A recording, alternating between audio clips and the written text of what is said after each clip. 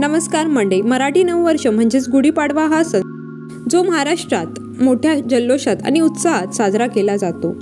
कुटुंबासह अगदी पारंपरिक पद्धतीने गुढी उभारून विधिवत पूजा करून हा सण साजरा केला जातो।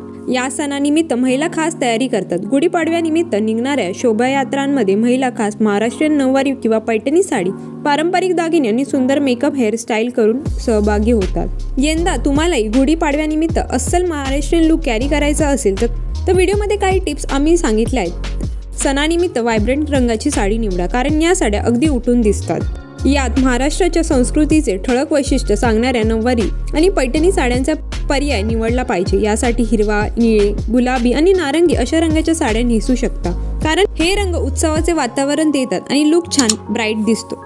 यासह नऊवारी साडी, गळ्यात पारंपरिक दागिने आणि डोक्यावर फेटा बांधून तुम्हाला अस्सल मराठमोळा रॉयल लुक मिळेल। यासह उन्हाळा सुरू असल्याने तुम्ही गॉगल देखील कॅरी करू शकता। यात दागिन्यांमध्ये तुम्ही मोत्यांची ज्वेलरी, मग अगदी नाकातली नथ, कानातले झुमके, अंगठी ते हातातली बांगड्यांपर्यंत सर्व मोत्यांची ज्वेलरी घालू शकता।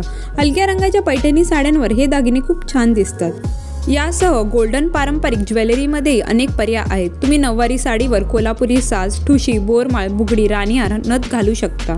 जर केसांचा अंबाडा बांधणार असाल तर मोगऱ्याचा गजरा माळायला विसरू नका। तसेच मरून रंगाची चंद्राच्या आकाराची टिकली लावायला विसरू नका।